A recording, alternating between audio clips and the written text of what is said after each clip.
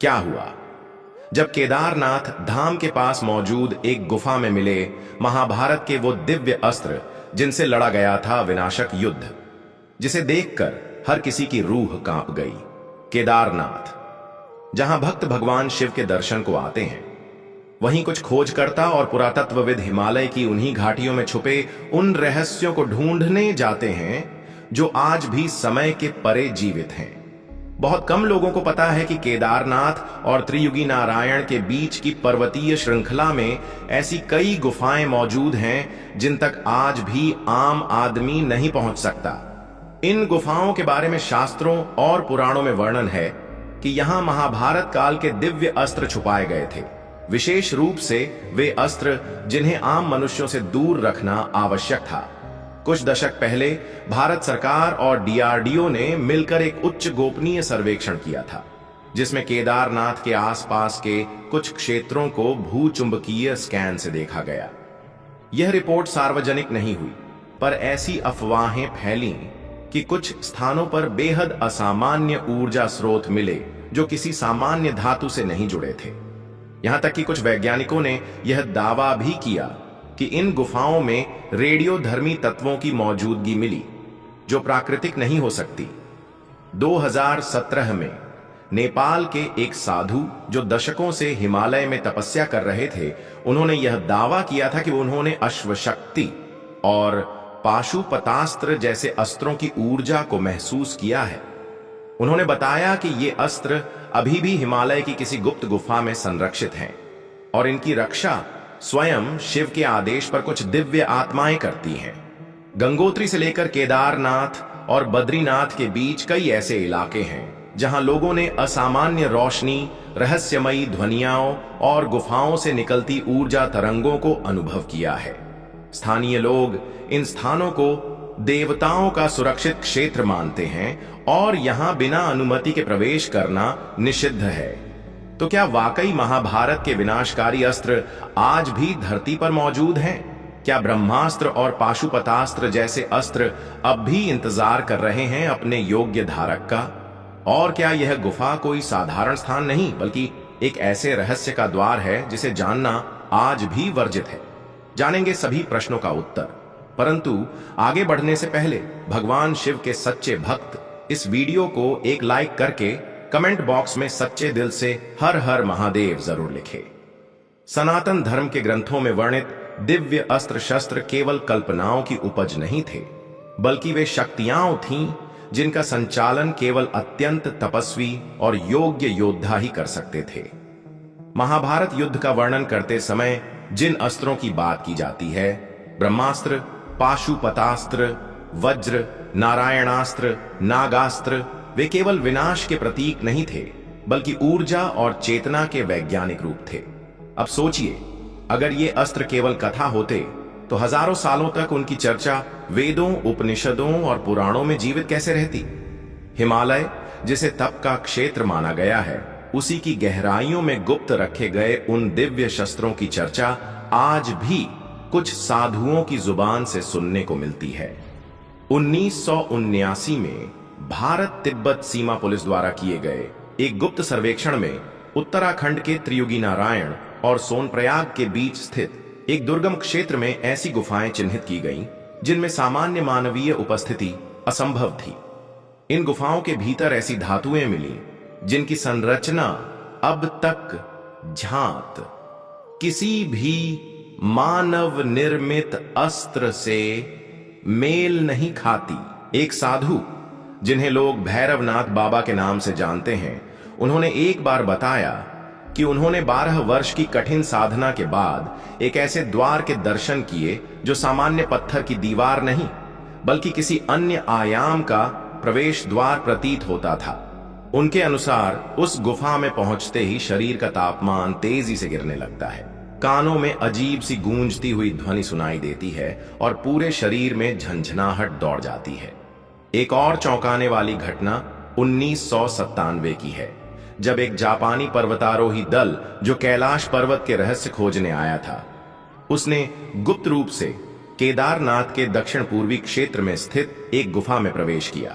उस गुफा में उन्होंने कुछ चमकदार शिलाएं, रहस्यमयी चिन्ह और दीवारों पर उकेरी गई आकृतियां देखीं, जिनमें से एक में एक योद्धा को हाथ में ऊर्जा से बने धनुष और तीर के साथ दर्शाया गया था। यह चित्रण हूबहू उस ब्रह्मास्त्र की तरह था जैसा महाभारत में वर्णित है। भारतीय अंतरिक्ष अनुसंधान संगठन ISRO के कुछ वैज्ञानिकों ने भी उपग्रह इमेजरी से यह संकेत पाया कि बद्रीनाथ और केदारनाथ के बीच के क्षेत्र में कोई बड़ा भूगुहा नेटवर्क मौजूद है। लेकिन जब इस पर अधिक कार्य करने की योजना बनाई गई तो मौसम की बाधाओं और कुछ अज्ञात घटनाओं के चलते उसे रोक दिया गया। स्थानीय पंडितों और पुरोहितों का मानना है कि जब महाभारत का युद्ध समाप्त हुआ तब भगवान श्री कृष्ण और भगवान शिव की अनुमति से पांडवों ने उन सभी दिव्य अस्त्रों को हिमालय की गुफाओं में समाधिस्थ कर दिया था। पाशुपतास्त्र जैसे अस्त्रों को उपयोग करने के लिए केवल मंत्र ही नहीं बल्कि आत्मिक चेतना का विशिष्ट स्तर चाहिए होता है। इसीलिए उन अस्त्रों को साधारण मनुष्यों से दूर रखा गया।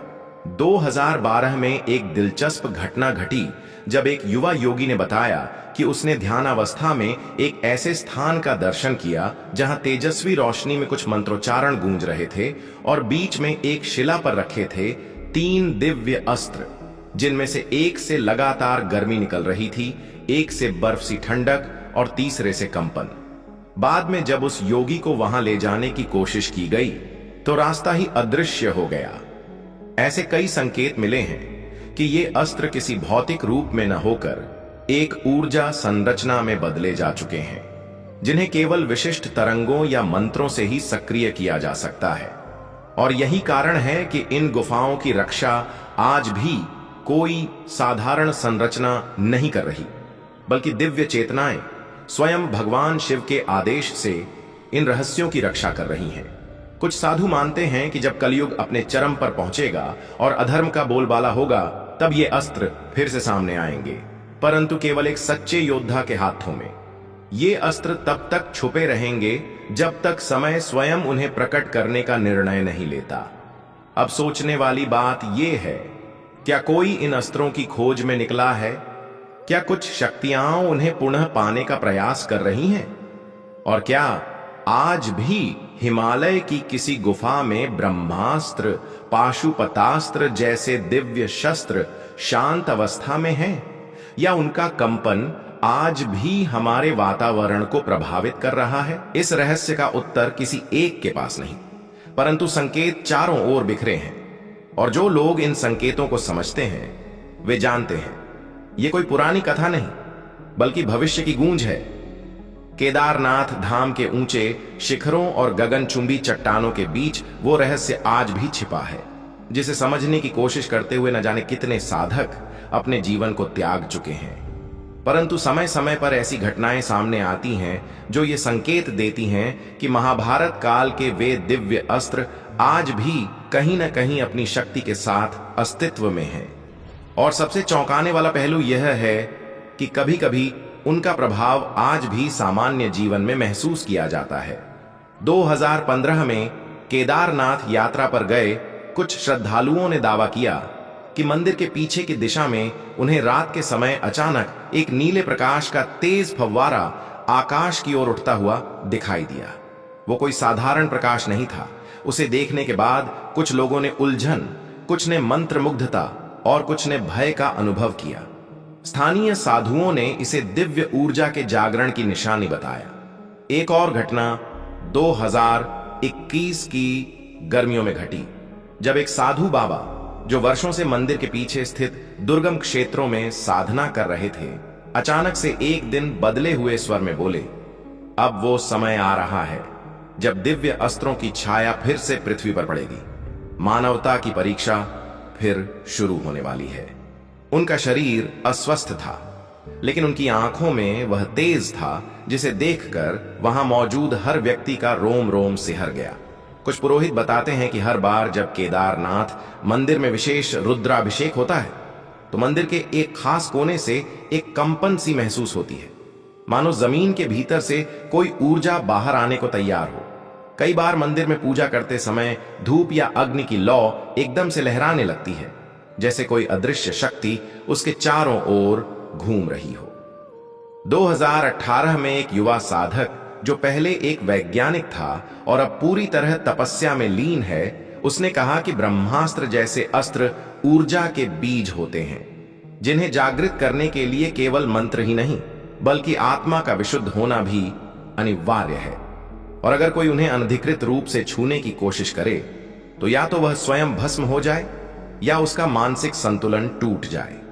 ऐसे ही एक चमत्कार की बात लोग आज भी करते हैं, जब एक विदेशी शोध दल जो केदारनाथ के पास गुफाओं में वैज्ञानिक खोज कर रहा था, वह अचानक अपने कैमरे, यंत्र और मानचित्र वहीं छोड़कर रातों रात गायब हो गया। उनके किसी सदस्य ने 2 साल बाद अपने देश लौटकर बस इतना कहा, वहां कुछ था जो हमारी समझ से परे था। वो कोई साधारण गुफा नहीं थी, वो जीवित थी। और यही है हिमालय और केदारनाथ की वास्तविकता, जहां हर पत्थर में शक्ति है, हर गुफा में चेतना है और हर रहस्य केवल उन लोगों के लिए है जो विनम्रता से उसकी गोद में सिर झुकाते हैं।